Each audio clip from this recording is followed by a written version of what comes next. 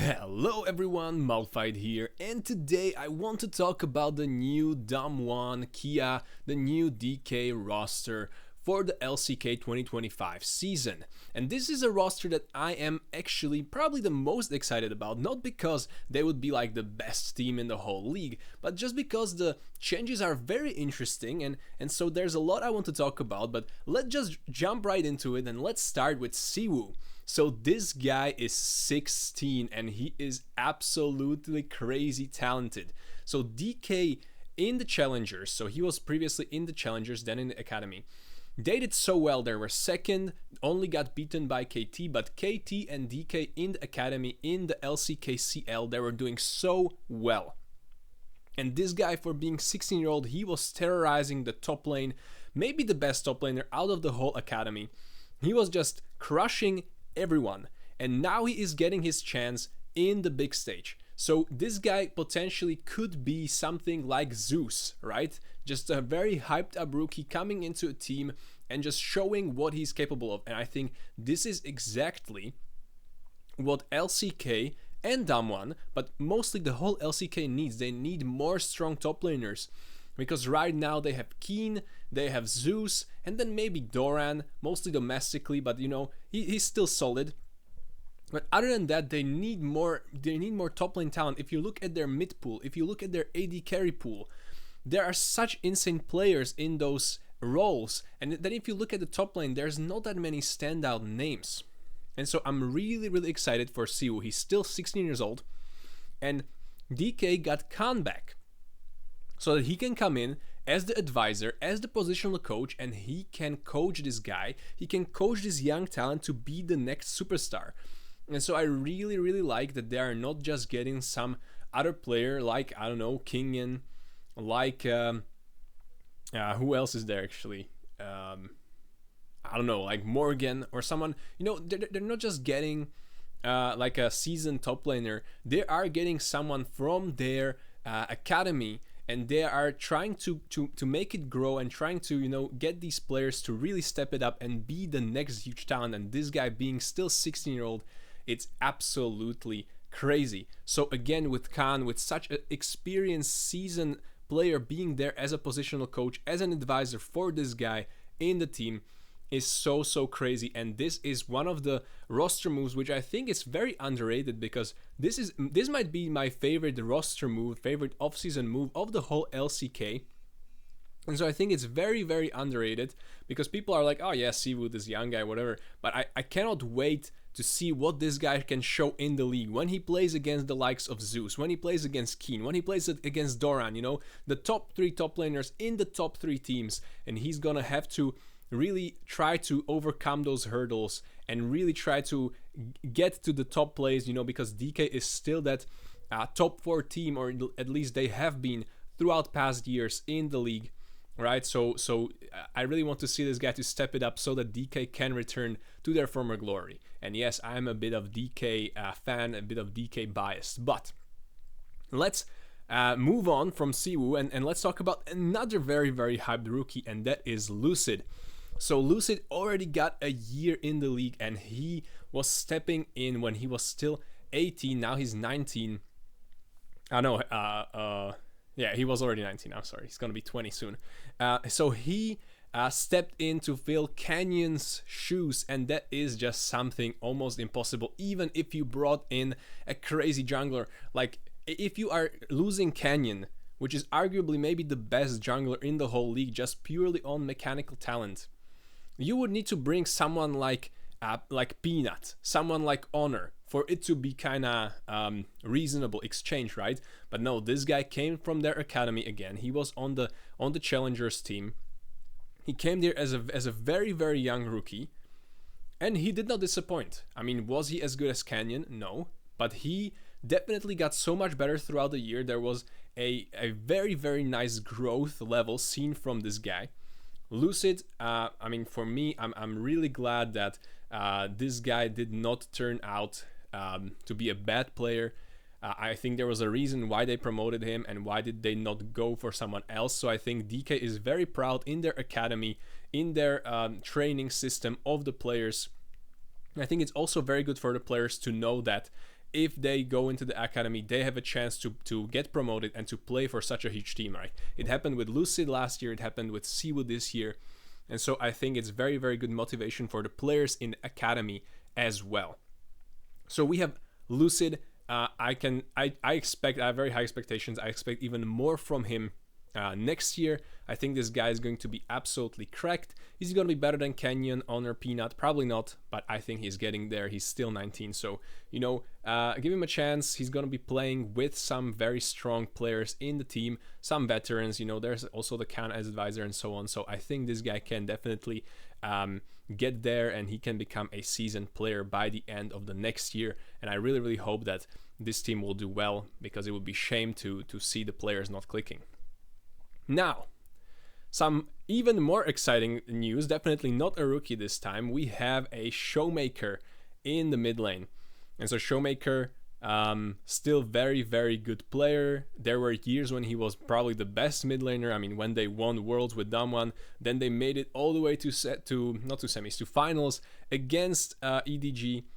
Right, so they had like a whole rivalry with G2, and during this time Showmaker was absolutely cracked, absolutely insane, and so you know, still a very, very strong mid laner. He prefers a certain type of meta. He was not very good on let's say when there was Yone in play, right? He's very well known on champions like Syndra, his staple champion, but also champions like LeBlanc, the Twisted Fate, sometimes Kassadin, and so on. But I think Showmaker is a very strong mid laner still, one of the best in the LCK, but also the mid lane pool is absolutely stacked. So it's really tough to say so who is very good, who is not very good, and so on. He recently did not have the best performance, but he is up there, and I don't think he will like suddenly become a bad player just because recently he had bad performances. And I think with getting Siwoo in the top lane, I think we're going to see this team kind of starting off slowly, but then leveling up throughout the year. And towards the end of the year, I'm really, really looking forward to what the performance of the whole team will look like. So we have one huge star in the mid lane, and now let's check out the other huge star in the bot lane. So Aiming, very, very well-known bot lane, a very, very well-known AD carry. So this guy, I mean, he was very underrated throughout his year. He was playing on Africa Freaks, then KT Rolster. He was in BLG, then returned to KT Rolster. He's been playing League for a long, long time. He has been a staple name, but I think he only kind of got the hype he deserves this last year in DK when he was crushing the LCK. He was arguably the best AD carry throughout the year. Not in the Worlds, definitely, but definitely like Spring Split. Then Viper could also come into the equation when you count the regular season and so on. But I mean, also Pace had really good performance. I mean, it's tough to say who was the best, but I mean, just for the grand point that I'm making, let's say he was one of the best, right? Definitely in the argument in the discussion, and an argument could be made that he was the best at times. So Aiming, still staying with this team, 24 years, as well as Showmaker. So this guy, again, already a veteran in the bot lane and one of the best AD carries. So something, you know, they're mid, their AD carry, they have one of the best players in that position. So I'm expecting huge things from Aiming again.